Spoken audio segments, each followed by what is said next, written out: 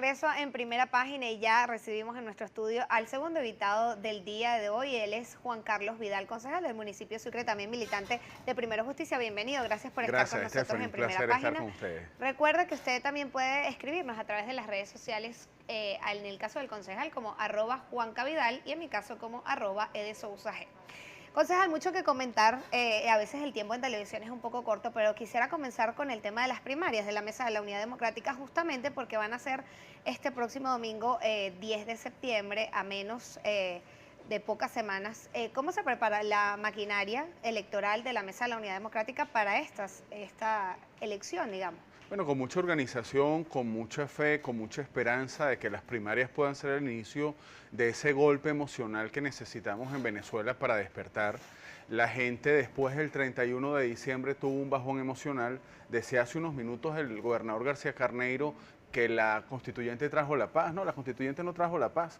Ese proceso para algunos viciado, para algunos fraudulento, lo que trajo fue un bajón emocional para los venezolanos, incluso para la dirigencia, y nosotros aspiramos que las primarias sea el inicio de la designación de esos candidatos, de esos líderes unitarios que se encargarán de salir a la calle y levantar al país en lo que Carlos Ocariz, por ejemplo, ha llamado esa gran cruzada para levantar la moral del venezolano que se ha visto un poco disminuida después de lo que sucedió el 31 de julio. Nosotros nos organizamos para el domingo 10 de septiembre, llamamos a la gente a que participe. Siempre ha sido un anhelo del pueblo de que las candidaturas unitarias salgan de primarias, estén robustecidas por el voto popular, por el favor popular.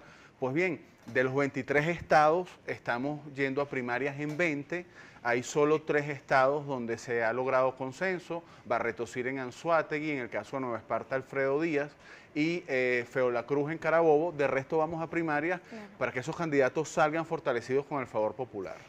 Aprovechando que usted habla de este tema de que digamos, las personas que acudían a las movilizaciones de la Mesa de la Unidad Democrática de la oposición que están en contra del gobierno venezolano, reflejaron cansancio, digamos, una cierta desilusión, como algunas personas lo han llamado, durante 4 meses en las calles de Venezuela. Incluso muchos han criticado a la oposición venezolana en su conjunto por haber abandonado la calle. ¿Es cierto que se ha abandonado la calle? ¿Y por qué de repente pues no se siguió realizando este movimiento, aun cuando se habían declarado en 350 desconocimiento de las autoridades venezolanas? Sí, la verdad que al político le corresponde, Stephanie, tratar de ser transparente con la gente. Nosotros tenemos que decirle a la gente la verdad.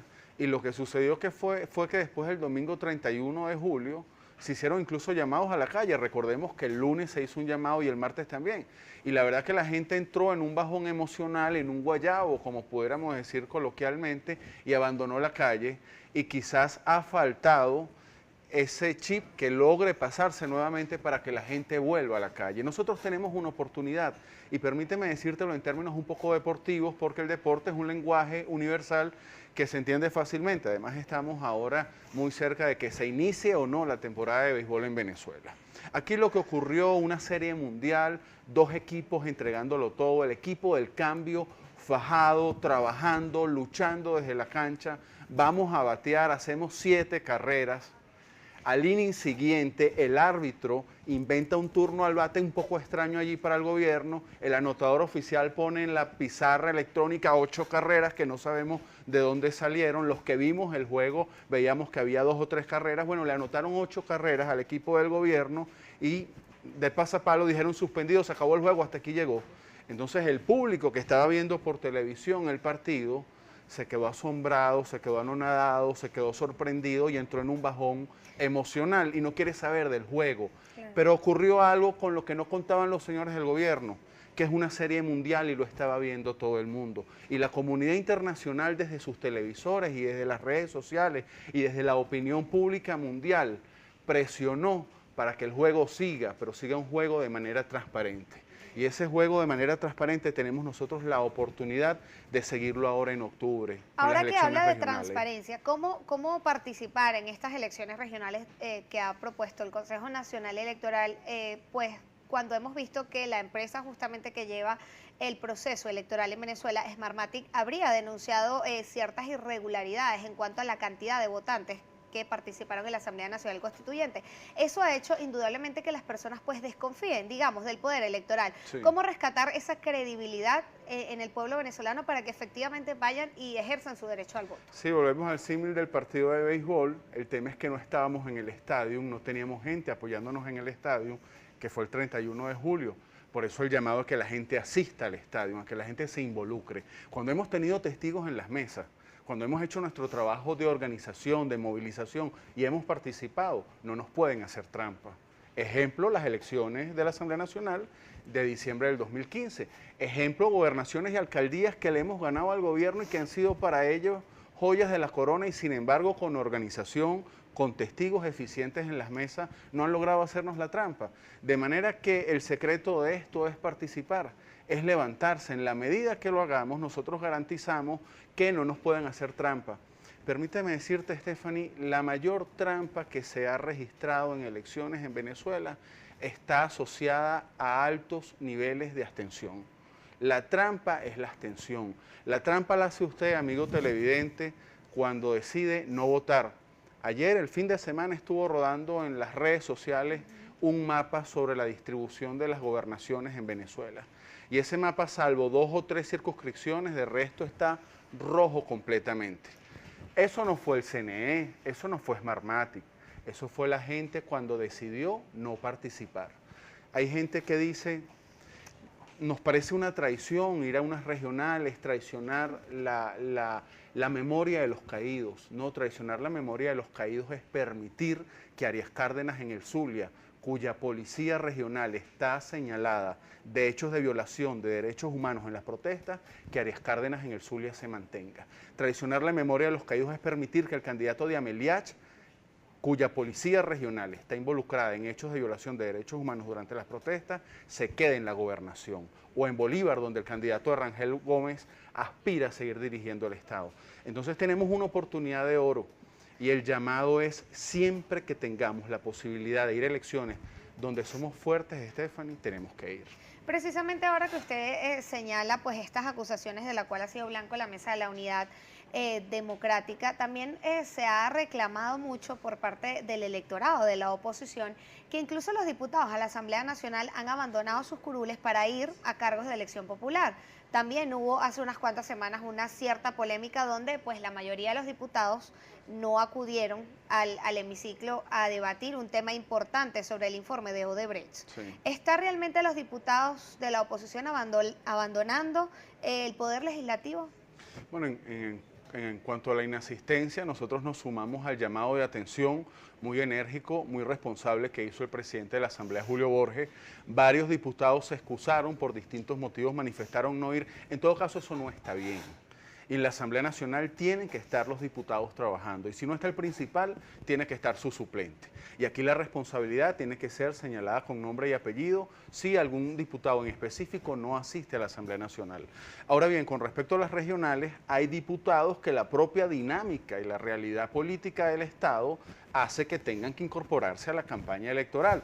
Te pongo el ejemplo del Estado Zulia. El diputado Juan Pablo Guanipa es la persona que ha luchado frente a la gente, con la gente en el Estado, que los números de los estudios de opinión le otorgan unas altas probabilidades de ganar la gobernación. Pues Juan Pablo Guanipa, aunque es actual diputado de la Asamblea Nacional, tiene un compromiso con su Estado Zulia de ir a rescatar ese Estado de las manos de Arias Cárdenas. Se ha denunciado desde la Asamblea Nacional Constituyente pues que se van a iniciar procesos legales, incluso detenciones contra varios funcionarios o integrantes de la Mesa de la Unidad Democrática. Está Freddy Guevara, incluso el presidente del Parlamento, Julio Borges. En un caso hipotético de ganar las gobernaciones, la oposición, y luego vengan este tipo de acciones políticas, ¿están ustedes preparados para este tipo, que se pueda generar este tipo de panorama? Mira, el profesor John Magdaleno, que es un académico muy respetado en el tema de las ciencias políticas, ha dicho algo que nosotros recomendamos que la gente lo busque e investigue al respecto. Él ha dicho, hay que ir a elecciones. La elección es una oportunidad de oro para quebrar regímenes autoritarios. Si después ellos deciden quitar a los gobernadores, hacernos trampa, nombrar una corporación en paralelo, Dejemos que lo hagan y que ellos cometan sus errores. Cuando uno va a elecciones hay dos probabilidades. Una, que las ganemos, otra, que nos hagan trampa. Si nos hacen trampa en el peor de los escenarios, son puntos malos para ellos, son errores para ellos, es dejarlos en evidencia más ante la comunidad internacional. Hoy se está iniciando, al momento que tú y yo estamos conversando, una gira muy importante y muy exitosa. Julio Borges, el presidente de la Asamblea Nacional, va a estar con Emmanuel Macron, presidente de Francia. Mañana va a estar con Mariano Rajoy, el jefe del gobierno español. El miércoles va a estar con Angela Merkel, la canciller alemana, una de las figuras más importantes, de mayor influencia, no solo en Europa, sino a nivel mundial. Pues bien, esto se ha logrado gracias a que el mundo se ha concientizado de lo que está ocurriendo en Venezuela. Hace unos meses esto no hubiera pasado. El tratamiento que se le está dando al presidente de la Asamblea Nacional, tratamiento de jefe de Estado, ocurre gracias a las protestas, pero ocurre también porque le hemos demostrado al mundo que nuestra lucha es limpia, que nuestra lucha es transparente y que nuestra lucha es democrática. Entonces, vayamos a las elecciones de gobernadores, dejemos que sean ellos los que tengan que posteriormente volver a violar la Constitución, desconociendo a esas autoridades regionales. Ya han acusado incluso al presidente de la Asamblea Nacional, Julio Borges, de traición a la patria. Han dicho que van a iniciar procedimientos legales contra su persona. Ahora se encuentra en Europa haciendo una gira. Algunos, incluso el gobernador que teníamos acá, Jorge Luis García Carneiro, han dicho que eso es traición a la patria. ¿Tienen miedo de que al regreso del presidente del Parlamento pueda ser detenido por las autoridades? Mira, Stephanie, cuando uno es humano, y todos tenemos miedo porque al fin y al cabo somos seres humanos, pero cuando uno decide meterse en política, teniendo como contendor a un régimen como el que tenemos durante 18 años, a veces el miedo hay que dejarlo a un lado. Julio Borges ha ido con una comisión oficial de la Asamblea Nacional, no a participar en cócteles en Europa, no a una gira de lujo. Está visitando a jefes de Estado en distintos países europeos buscando la apertura de un canal humanitario. Al momento que estamos hablando, hay gente que no ha podido inscribir a sus niños para el nuevo año escolar porque vale 1 millón de bolívares entre útiles escolares y uniformes. Hay una crisis humanitaria que la Asamblea Nacional Constituyente, esta que ha cumplido poco más de un mes, lejos de solucionar, ha empeorado. Usted es abogado y en esta gira iba a estar acompañado Julio Borges de Lilian Tintori, esposa del dirigente político Leopoldo López. Ella tiene prohibición de salida del país por la situación que se generó sobre 200 millones de bolívares que cargaba en su vehículo en efectivo. Usted como abogado, ¿esto es realmente un delito tener esta cantidad de efectivo en Venezuela? ¿Y qué opinan sobre estas medidas que se han tomado contra Lilian Tintori? Bueno, creo que jurídicamente no tiene ningún asidero. Uno puede tener la cantidad de dinero en bolívares que tenga. En un país donde el efectivo está complicado en este momento. Sí, pero está complicado, a ver, por otros motivos. La verdad es que el problema del efectivo no es porque Lilian haya tenido unos millones en su camioneta. El problema del efectivo es la manera como el gobierno está acaparando el efectivo frente a la situación económica que no ha podido resolver. En todo caso, no es delito tener bolívares. En todo caso, Lilian ha explicado que era un tema familiar para el tratamiento de salud de su abuela, pero nosotros, más allá de lo jurídico, lo que vemos que la intención en el fondo es perjudicar la participación, impedir la participación de Lilian Tintori en esta gira internacional que hoy comienza.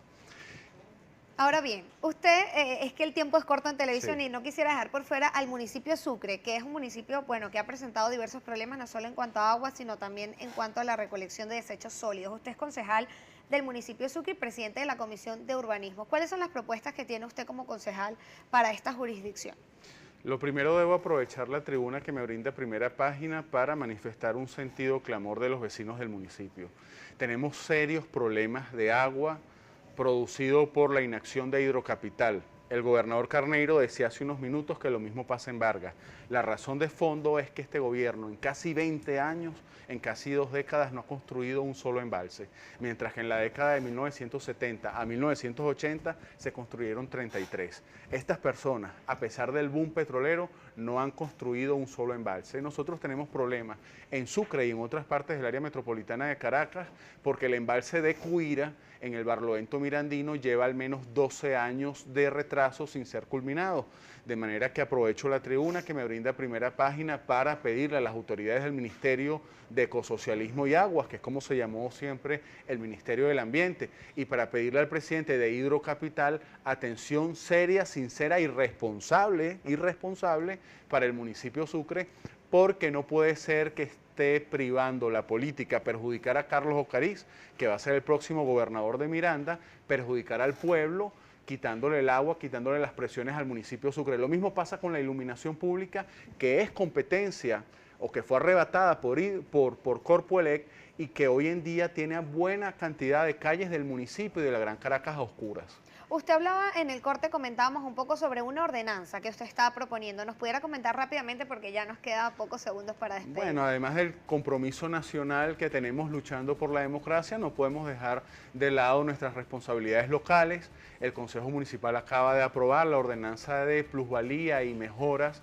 para permitir que toda persona que quiera invertir en el municipio Sucre deba destinar parte de esa inversión a obras de infraestructura y así mejorar calles, avenidas, lograr como se logró en el municipio de Baruta, por ejemplo, la construcción de la Plaza Alfredo Sadel. Eso lo vamos a hacer Dios mediante en Sucre gracias a esta ordenanza novedosa. Agradecido, concejal, por habernos acompañado Muchas la gracias, mañana de hoy Stephanie. acá en Primera Página. Se nos ha agotado el tiempo, lamentablemente le invitamos por supuesto que siga participando en las redes sociales. En todas puede encontrar a Primera Página como @Primera Página. Vamos a la pausa y ya volvemos con mucho más para todos ustedes.